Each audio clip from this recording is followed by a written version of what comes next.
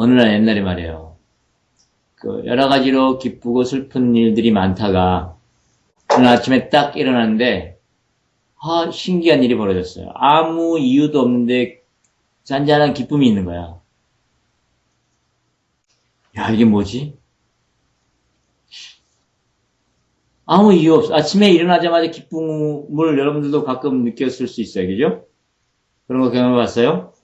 아무 이유도 없는데 그냥 기쁨이 일어나는 거야. 근데 자세히 살펴보니까 어젯밤에 돈을 10만 원을 주셨다 길에서 그것 때문에 기쁜가?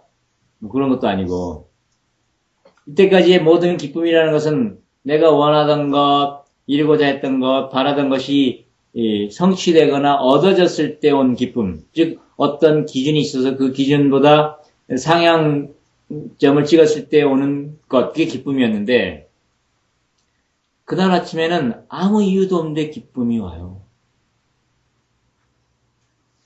그거는 잊혀지지 않는 경험입니다.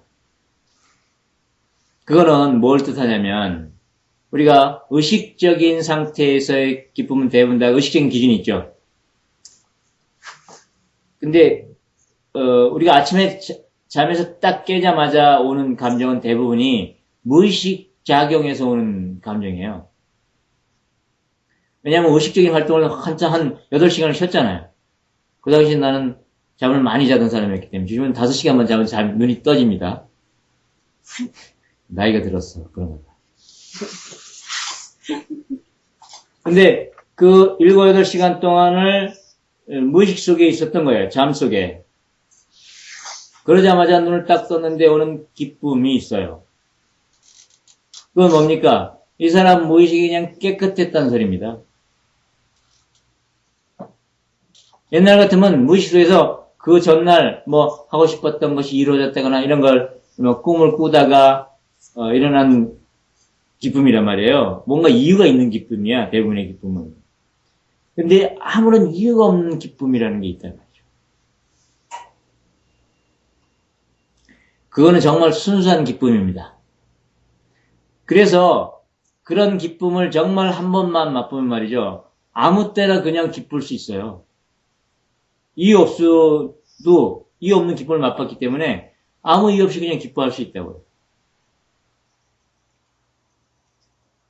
그것은 정말 놀랍고도 경이로운 경험이죠. 아마 여러분들이 경험했을 수 있는데 어릴 때 경험했을 수도 있고 아침에 눈 떴을 때 아무런 이유도 없이 그냥 잔잔한 기쁨이 몰려왔으면 그걸 절대로 그냥 놓치지 말고 잘 느껴보십시오.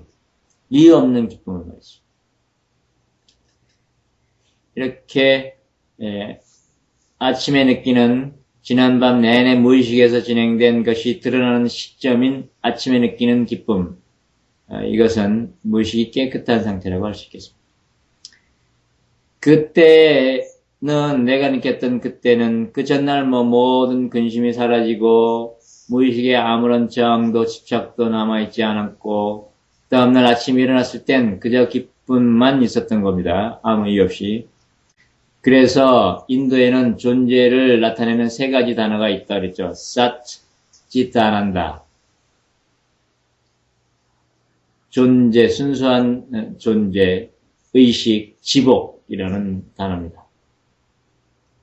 그러니까 아무 이유 없이 그냥 존재한다는 것 자체가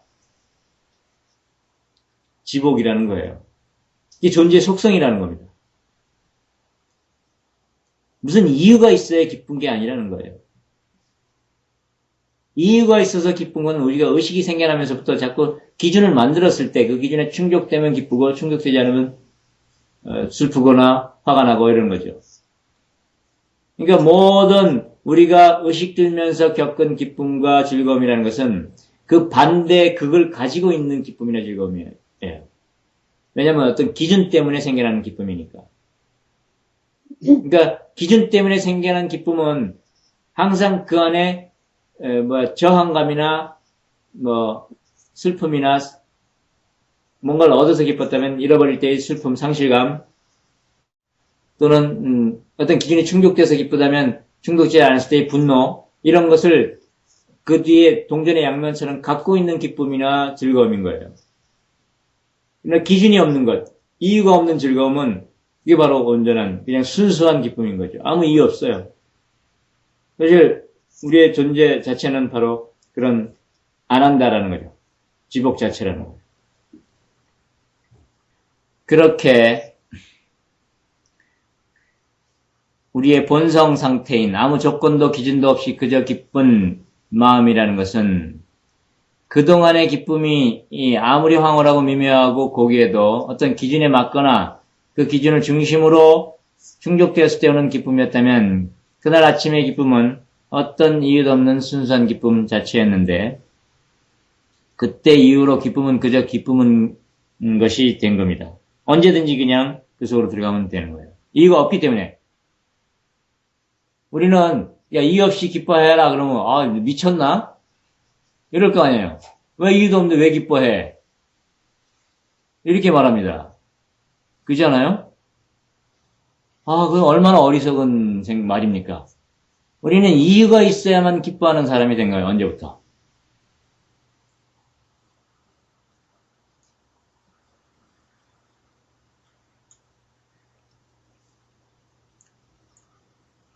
그래서 어떤 이유가 있어야만 기쁜 것이 아니라 그저 기쁜 것을 한 번만이라도 경험한다면 우리의 삶은 정말 혁명적인 변화가 일어난다고 할 수 있습니다. 왜냐하면 이제 언제든지 그냥 기뻐할 수 있거든요.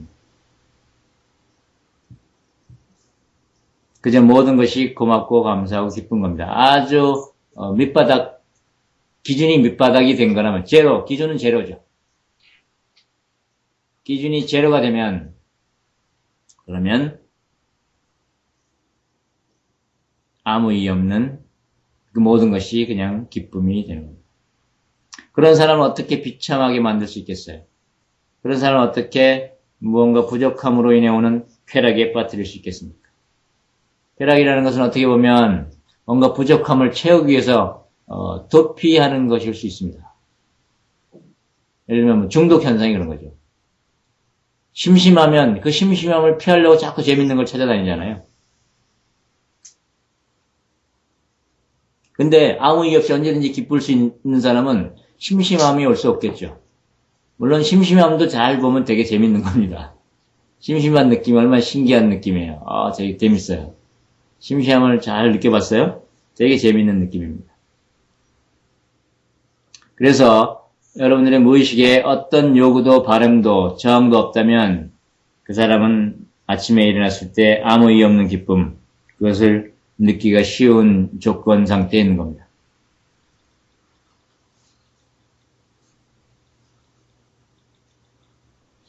전에 내가 대학 때 에크하르트 선이라는 책을 본 적이 있어요. 강영계라는 사람이 번역한 걸로 내가 기억하는데.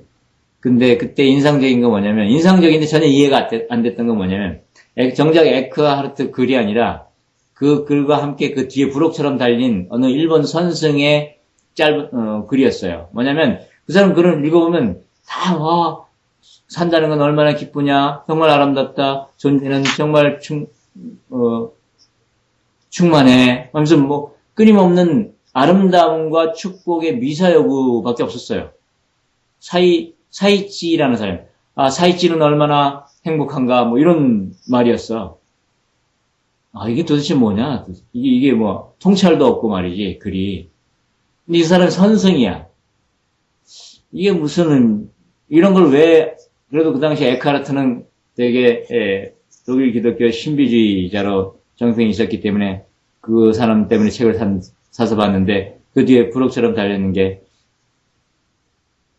그 사입지라는 선생의 글이었어요. 근데 그 글을 이해가 안 갔어요.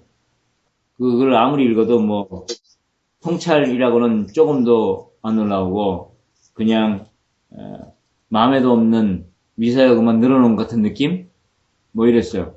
그냥 자기는 행복하고 지복에 쌓여있다 이 소리였어요. 그냥 계속 그 소리야. 근데 아무 이유 없는 기쁨을 느껴보는 그날 그 말이 이해가 되더라 이 말입니다. 그 사람은 그냥 그저 기쁘고 행복하다, 무엇을 해도 이토록 아름답고 기쁠 수가 있는가, 라며 감탄하는 글이 전부였습니다. 내가 기억하기로는, 뭐, 딴 글도 있었을지 모르겠는데. 이유 없는 기쁨을 맛보면 바로 그런 말들이 이제 이해가 됩니다. 사람 간의 관계도 마찬가지입니다. 우리가 관계를 맺을 때 항상 무언가를 주고받을 때만 관계를 맺죠, 거의. 아무것도 주는 것도 없고 받는 것도 없으면 관계가 잘 안 맺어지죠. 그런데 아무것도 필요로 없는 사람, 필요한 게 없는 사람은 그럼 어떤 관계를 맺겠습니까? 아무것도 필요 없는 사람은 그냥 넘쳐서 주는 것밖에 없겠죠. 근데 이 주는 것은 일반적으로 주는 것과는 좀 달라요. 내가 어디선가 읽은 글에 보면